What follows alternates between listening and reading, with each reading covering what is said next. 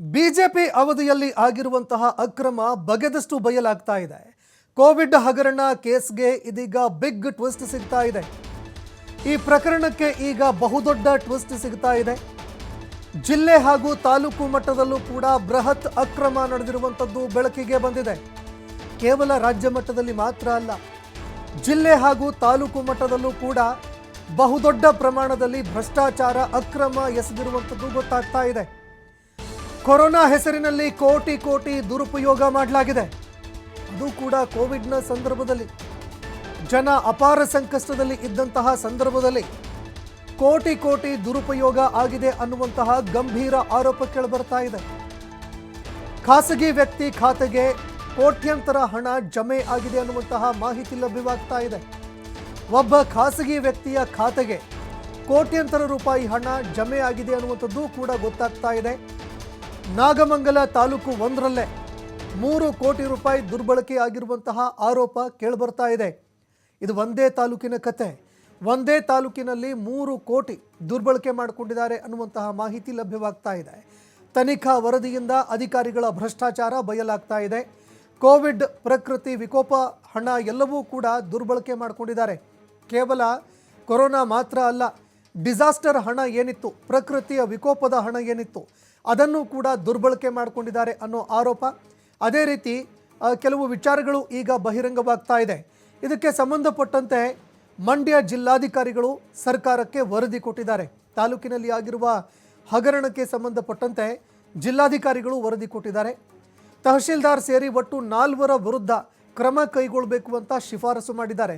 ಸರ್ಕಾರದ ಸೂಚನೆಯಂತೆ ತನಿಖಾ ತಂಡವನ್ನು ಕೂಡ ಡಿಸಿ ರಚನೆ ಮಾಡಿದ್ದಾರೆ ಜಿಲ್ಲಾಧಿಕಾರಿಗಳು. ತಹಶೀಲ್ದಾರ್ ಕಚೇರಿಯಲ್ಲಿ ತಪಾಸಣೆ ಕೂಡ ತನಿಖಾ ತಂಡ ಮಾಡಿದೆ. ತನಿಖಾ ತಂಡ ಹೋಯಿತು, ತಪಾಸಣೆ ಕೂಡ ಮಾಡಿತು.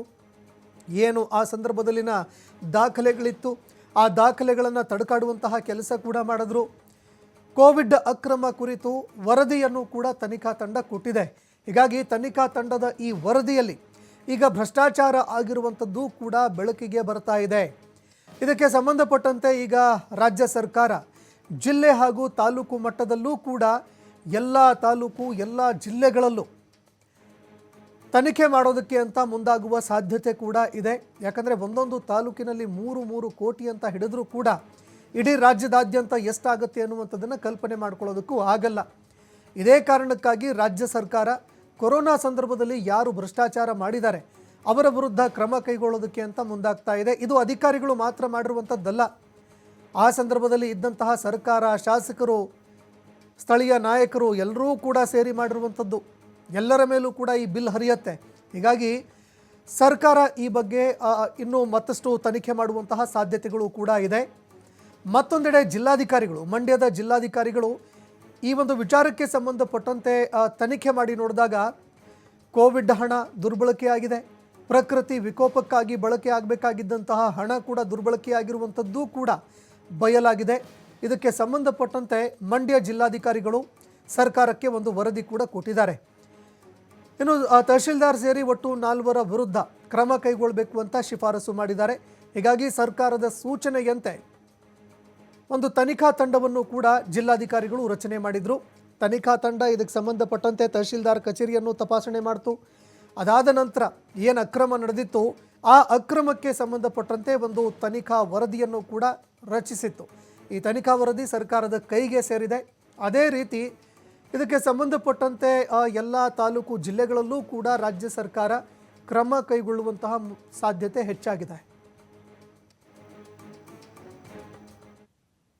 ನಾಗಮಂಗಲ ತಾಲೂಕು ಕಚೇರಿಯಲ್ಲಿ ಕೋವಿಡ್-19 ಮತ್ತು ಅತಿವೃಷ್ಟಿಗೆ ಬಿಡುಗಡೆಯಾದಂಥ ಅನುದಾನವನ್ನು ಸುಮಾರು 3 ಕೋಟಿ ರೂಪಾಯಿಗೆ ಹೆಚ್ಚಿಗಿಂತ ಅನುದಾನವನ್ನು ಏನು ಅಲ್ಲಿಯ ಅಂದಿನ ತಹಸೀಲ್ದಾರ್ ಆಗಿದ್ದಂಥ ಕುಂಜಿ ಅಹಮದ್ ಮತ್ತು ಶಿರಸ್ತಾರಂಥ ಪ್ರಕಾಶು, ಹರ್ಷ ಮತ್ತು ದ್ವಿತೀಯ ದರ್ಜೆ ಸಹಾಯಕಿ ಉಮಾ ರವರು ಹಣ ದುರುಪಯೋಗ ಪಡಿಸ್ಕೊಂಡಿದ್ರು ಅಂಥೇಳಿ ನಾವು ಲೋಕಾಯುಕ್ತಕ್ಕೆ ಮತ್ತು ಸರ್ಕಾರಕ್ಕೆ ಮಂಡ್ಯ ಜಿಲ್ಲಾಧಿಕಾರಿಗಳಿಗೆ ದಾಖಲೆ ಸಮೇತ ದೂರನ್ನ ದಾಖಲು ಮಾಡಿದ್ವಿ. ಲೋಕಾಯುಕ್ತನೂ ಕೂಡ ಜಿಲ್ಲಾಧಿಕಾರಿಗಳನ್ನ ವರದಿಯನ್ನು ಕೇಳಿತ್ತು, ಸರ್ಕಾರವೂ ಕೂಡ ವರದಿಯನ್ನು ಕೇಳಿತ್ತು. ಮಂಡ್ಯ ಜಿಲ್ಲಾಧಿಕಾರಿಗಳು ನಮ್ಮ ದೂರಿನ ಆಧಾರದ ಮೇಲೆ 4 ಜನರ ಅಧಿಕಾರಿಗಳ ತನಿಖಾ ತಂಡವನ್ನು ರಚನೆ ಮಾಡಿದರು. ಇಲ್ಲಿ ನಾಗಮಂಗಲ ತಾಲೂಕಿನಲ್ಲಿ ಏನು ವಾಲ್ಮೀಕಿ ಅಭಿವೃದ್ಧಿ ನಿಗಮದಲ್ಲಿ ಏನು ನಡೆದಿತ್ತು ಭ್ರಷ್ಟಾಚಾರ, ಅದೇ ರೀತಿಯಲ್ಲಿ ಖಾಸಗಿ ವ್ಯಕ್ತಿಗಳ ಅಕೌಂಟ್ಗೆ ಇವರು ಹಣವನ್ನು ಹಾಕಿ ಹಣ ದುರುಪಯೋಗ ಪಡಿಸ್ಕೊಂಡಿರ್ತಕ್ಕಂಥದ್ದು ಈಗ ಕಂಡು ಬಂದಿದೆ. ನಾನು 3 ಕೋಟಿಗಿಂತಲೂ ಹೆಚ್ಚಿನ ಹಣ ದುರುಪಯೋಗ ಆಗಿದೆ ಅಂತ ಹೇಳಿದ್ದೆ.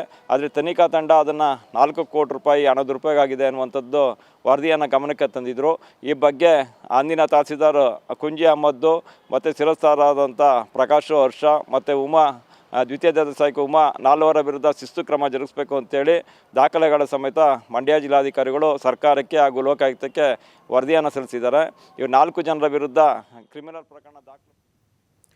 ಈ ಬಗ್ಗೆ ಮತ್ತಷ್ಟು ಮಾಹಿತಿ ಕೊಡ್ತಾರೆ ಪ್ರತಿನಿಧಿ ಶಶಿಕುಮಾರ್ ದೊಡ್ಡಯ್ಯ, ಫೋನ್ ಸಂಪರ್ಕದಲ್ಲಿ ಜಾಯ್ನ್ ಆಗಿದ್ದಾರೆ. ಶಶಿಕುಮಾರ್, ಈಗ ಇಡೀ ರಾಜ್ಯದಾದ್ಯಂತ ಭ್ರಷ್ಟಾಚಾರ ಆಗಿದೆ ಅನ್ನುವಂಥದ್ದು ಒಂದಂತರೂ ಸ್ಪಷ್ಟ ಆಗಿತ್ತು. ಆದರೆ ತಾಲೂಕು ಜಿಲ್ಲಾ ಮಟ್ಟದಲ್ಲೂ ಕೂಡ ಭ್ರಷ್ಟಾಚಾರ ಆಗಿದೆ, ಅದು ಕೂಡ ಕೋವಿಡ್ ಸಂದರ್ಭದಲ್ಲಿ ಅನ್ನೋದು ಬಹುದೊಡ್ಡದಾಗಿರುವಂತಹ ಆಶ್ಚರ್ಯಕರ ಬೆಳವಣಿಗೆ. ತನಿಖಾ ವರದಿಯಲ್ಲಿ ಏನೆಲ್ಲ ಇದೆ, ಈ ಬಗ್ಗೆ ಮತ್ತಷ್ಟು ಮಾಹಿತಿ ಕೊಡೋದಾದ್ರೆ. ನಿಜವಾಗ್ಲೂ ಸಂತೋಷ್ ರಾಥೋಡ್, ಏನು ಕೋವಿಡ್ ವಿಚಾರಕ್ಕೆ ಸಂಬಂಧಪಟ್ಟಂತೆ ರಾಜ್ಯಾದ್ಯಂತ ಭಾರಿ ಸದ್ದು ಮಾಡಿತ್ತು. ಈ ಹಿಂದಿನ ಬಿಜೆಪಿ ಸರ್ಕಾರ ಕೋಟ್ಯಾಂತರ ರೂಪಾಯಿ ಹಗರಣವನ್ನ ಮಾಡಿದೆ ಅಂತೇಳಿ ಒಂದು ಕುನ್ನ ಆಯೋಗ ಒಂದು ವರದಿಯನ್ನು ಕೂಡ ಕೊಟ್ಟಿತ್ತು. ಅದರ ತನಿಖೆಗೆ ಸಂಬಂಧಪಟ್ಟಂತೆ ಹಿಂದಿನ ರಾಜ್ಯ ಸರ್ಕಾರ ಕೂಡ ಅದಕ್ಕೆ ತನಿಖೆಯನ್ನು ಕೂಡ ಮಾಡ್ತಿರ್ತಕ್ಕಂಥದ್ದು. ಮತ್ತೊಂದೆಡೆ ಇದೀಗ ಮತ್ತೊಂದು ಪ್ರಕರಣ ಬಯಲಾಗಿರ್ತಕ್ಕಂಥದ್ದು ಏನಂದ್ರೆ, ಅದು ರಾಜ್ಯ ಮಟ್ಟದಲ್ಲಿ ಮಾತ್ರವಲ್ಲ, ಜಿಲ್ಲೆ ಮತ್ತು ತಾಲೂಕು ಮಟ್ಟದಲ್ಲೂ ಕೂಡ ಬೃಹತ್ ಅಕ್ರಮ ನಡೆದಿರ್ತಕ್ಕಂಥದ್ದು ಇದೀಗ ಬಯಲಾಗಿರ್ತಕ್ಕಂಥದ್ದು. ಕೋವಿಡ್ ಮತ್ತೆ ಅತಿವೃಷ್ಟಿ ಎರಡರಲ್ಲೂ ಕೂಡ ಕೋಟಿ ಹಣ ದುರುಪಯೋಗ ಆಗಿರ್ತಕ್ಕಂಥದ್ದು ಈಗ ಏನು ತನಿಖಾ ವರದಿಯಿಂದ ಬಯಲಾಗಿರ್ತಕ್ಕಂಥದ್ದು. ಮಂಡ್ಯ ಜಿಲ್ಲೆಯ ನಾಗಮಂಗಲ ತಾಲೂಕು 1ರಲ್ಲೇ 3 ಕೋಟಿಗೂ ಹೆಚ್ಚು ಹಣ ದುರ್ಬಳಕೆ ಆಗಿರ್ತಕ್ಕಂಥ ಪ್ರಕರಣ ಇದೀಗ ಬಯಲಾಗಿರ್ತಕ್ಕಂಥದ್ದು. ಅದರಲ್ಲೂ ಕೂಡ ಏನು ಖಾಸಗಿ ವ್ಯಕ್ತಿಗಳ ಖಾತೆಗೆ ಈ ಸರ್ಕಾರಿ ಹಣವನ್ನ, ಅಂದ್ರೆ ಕೋವಿಡ್ ಮತ್ತೆ ಅತಿವೃಷ್ಟಿಗೆ ಜಮೆ ಮಾಡಬೇಕಾದಂತ ಹಣವನ್ನ ಖಾಸಗಿ ವ್ಯಕ್ತಿಗಳ ಖಾತೆಗೂ ಕೂಡ ಜಮಾ ಮಾಡಿರ್ತಕ್ಕಂಥದ್ದು ಈ ಒಂದು ತನಿಖಾ ವರದಿಯಿಂದ ಬಯಲಾಗಿರ್ತಕ್ಕಂಥದ್ದು. ಈ ತನಿಖಾ ವರದಿಯಿಂದ ಭ್ರಷ್ಟ ಅಧಿಕಾರಿಗಳ ಸಾಚಾತನ ಮತ್ತು ಏನು ಇಲ್ಲಿ ಸ್ಥಳೀಯವಾಗಿ ಅಂದ್ರೆ ಅಧಿಕಾರಿಗಳ ಮಟ್ಟದಲ್ಲಿ ಏನೆಲ್ಲ ಅವ್ಯವಹಾರ, ಭ್ರಷ್ಟಾಚಾರ, ಹಣ ದುರ್ಬಳಕೆ ಆಗಿದೆ ಅನ್ನೋದು ಕೂಡ ಇಲ್ಲಿ ಬಯಲಾಗಿರ್ತಕ್ಕಂಥದ್ದು.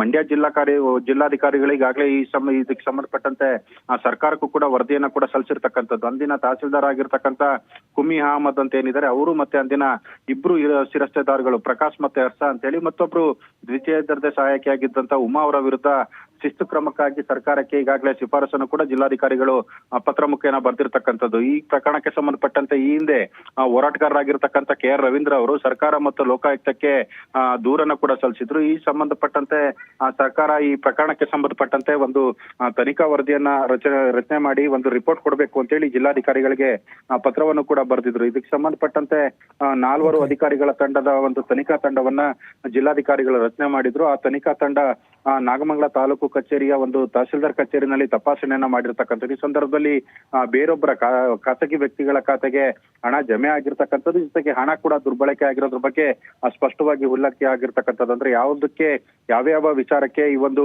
ಹಣವನ್ನ ಬಳಕೆ ಮಾಡ್ಕೊಳ್ಳಲಾಗಿದೆ ಅನ್ನೋ ದಾಖಲೆಗಳು ಅಲಭ್ಯವಾಗಿರೋ ಹಿನ್ನೆಲೆಯಲ್ಲಿ ಈ ಎಲ್ಲ ಸಾಕ್ಷ್ಯಗಳನ್ನ ಇಟ್ಕೊಂಡು ಒಟ್ಟು 3 ರಿಂದ 4 ಕೋಟಿಯಷ್ಟು ಹಣ ದುರ್ಬಳಕೆ ಮತ್ತೆ ದುರುಪಯೋಗ ಆಗಿದೆ ಅನ್ನೋದ್ರ ಬಗ್ಗೆ ಒಂದು ವಿಸ್ತೃತವಾದಂತ ವರದಿಯನ್ನ ಕೊಟ್ಟಿರ್ತಕ್ಕಂಥದ್ದು. ಈ ವರದಿಯನ್ನ ಆಧರಿಸಿ ಈ 4 ಅಧಿಕಾರಿಗಳು, ಅಂದ್ರೆ ಅಂದಿನ ತಹಸೀಲ್ದಾರ್ ಕುಮ್ಮಿ ಅಹಮದ್ ಸೇರಿದಂತೆ 4 ಅಧಿಕಾರಿ ಸಿಬ್ಬಂದಿ ವಿರುದ್ಧವಾಗಿ ಕ್ರಮವನ್ನ ಕೈಗೊಳ್ಳಬೇಕು ಅಂತ ಹೇಳಿ ಸರ್ಕಾರಕ್ಕೆ ಪತ್ರವನ್ನು ಕೂಡ ಬರೆದಿರ್ತಕ್ಕಂಥದ್ದು. ಅಂದ್ರೆ ಮಂಡ್ಯ ಜಿಲ್ಲೆಯ ಬರೀ ಒಂದೇ ಒಂದು ತಾಲೂಕಿನಲ್ಲೇ ಈ ಒಂದು ದೊಡ್ಡ ಹಗರಣ ನಡೆದಿದೆ ಅಂತ ಹೇಳಿದ್ರೆ, ಇತರೆ 6 ತಾಲೂಕುಗಳಲ್ಲೂ ಕೂಡ ನಡೆದಿರ್ತಕ್ಕಂಥದ್ದು. ಇದೆಲ್ಲವೂ ಕೂಡ ರಾಜ್ಯವ್ಯಾಪಿ ವಿಸ್ತರಣೆ ಆಗತ್ತೆ. ಹೀಗಾಗಿ ರಾಜ್ಯಾದ್ಯಂತ ಜಿಲ್ಲಾ ಮತ್ತು ತಾಲೂಕು ಮಟ್ಟದಲ್ಲೂ ಕೂಡ ಈ ಒಂದು ಸಮಗ್ರ ತನಿಖೆ ಆಗ್ಬೇಕು ಅನ್ನೋ ಆಗ್ರಹವನ್ನು ಕೂಡ ಮಾಡ್ತಿರ್ತಕ್ಕಂಥದ್ದು. ಸಂತೋಷ್ ರಾಥೋಡ್, ಧನ್ಯವಾದಗಳು ಶಶಿಕುಮಾರ್ ನಿಮ್ಮೆಲ್ಲ ಮಾಹಿತಿಗೆ.